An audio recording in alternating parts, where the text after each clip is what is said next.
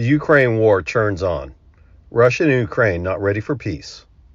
The war in Ukraine will mark its second anniversary this month, and though it is in an apparent stalemate, the war shows no signs of ending anytime soon.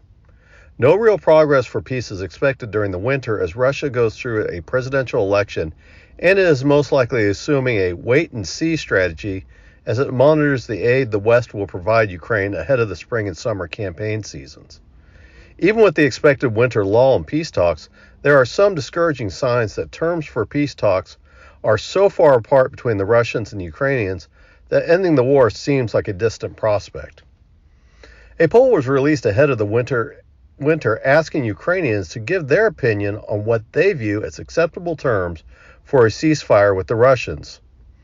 92% of Ukrainians do not think that a ceasefire is acceptable until all Russian troops have left Ukraine, and that includes the Crimea.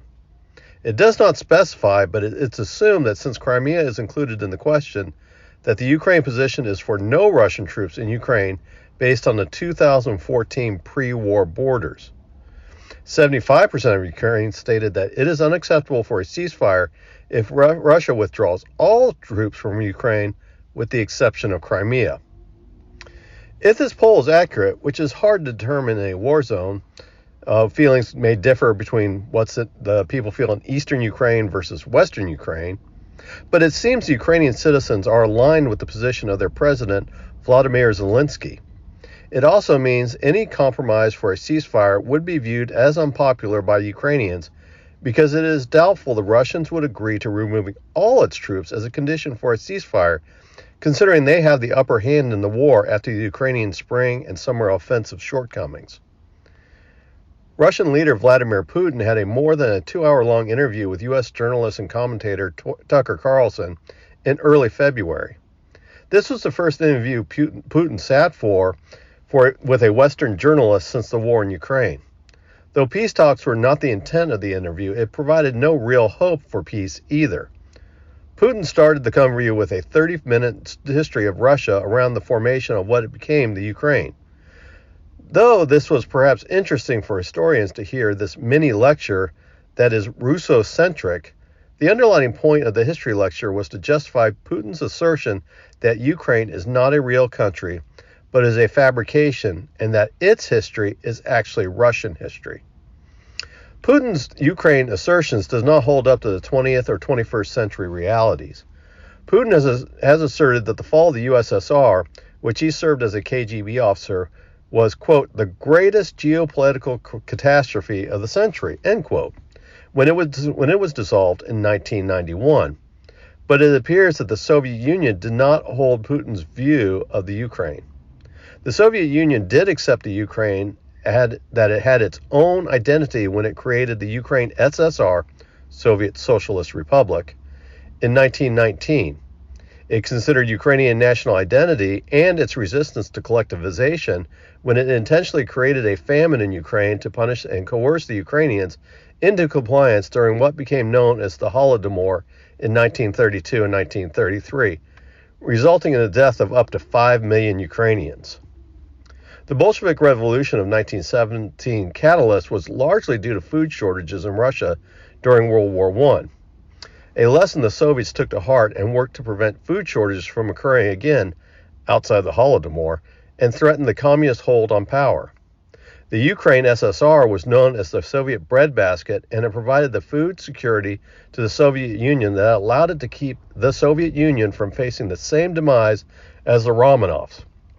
As a side note, the United States and United Kingdom food aid was a part of the massive aid to the Soviet Union in World War II when Ukraine agriculture was displaced by the war. Putin's assertion of Ukraine not being a real entity defies its history and national identity and the importance that the Soviet Union recognized. Putin did have some legitimate points about false promises given by the West and some straw man arguments of Western wrongs that do not stand up to facts. He correctly stated that the West had interfered in the Ukrainian internal affairs, which is a provocative in nature to Russia, and are true, but he leaves out Russian interference in Ukraine domestic affairs and fanning a rebellion in the majority Russian Donbas region of the Ukraine.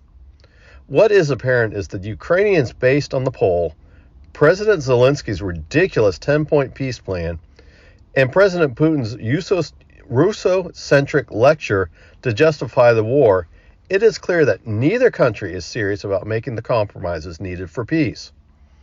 What is needed by both countries is security. Russia needs security guarantees from the West, as a side note, which twice invaded Russia and the Soviet Union in the 20th century, killing over 30 million people in the country. That Russia needs security to ensure that Ukraine will not be used as a base of operation to destabilize Russia. This is a legitimate concern because NATO has been moving ever eastward since the end of the Cold War. Ukraine needs security from Russia, which it sought in the Budapest Memorandum, but has failed to receive and has twice been invaded by Russia, 2014 and 2022, since giving up its Soviet-era nuclear weapons and weapons-grade fissile material. So Ukraine has a definite argument for the need for security. Both parties in the West need to compromise, but clearly Putin, Zelensky, and Ukraine citizens show no inclination for compromise. There are rumors of secret talks between the U.S. and Russia over ending the war due to the impasse. The United States and the European Union will need to be included in any talks on ending the war, but the idea of secret talks over Ukraine's fate are of the utmost concern for Ukraine.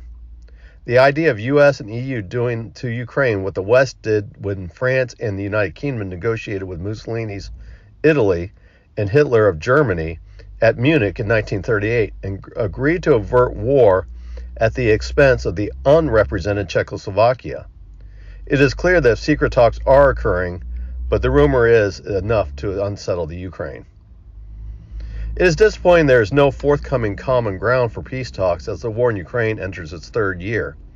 This is the same time that the war in Gaza has had multiple ceasefires and has diplomats shuttling to the Middle East to find peace solution to end the war and guarantee security for both combatants in the war.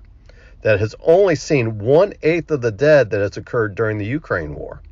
The Israelis and Palestinians are just as intransigent as the Russians and Ukrainians, but it does not stop diplomacy to end the war in Gaza. It is apparent there is no real will to end the war in Europe despite its higher costs.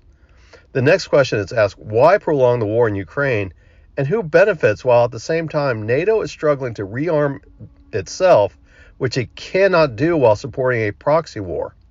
The answer to those questions might be unsettling as well.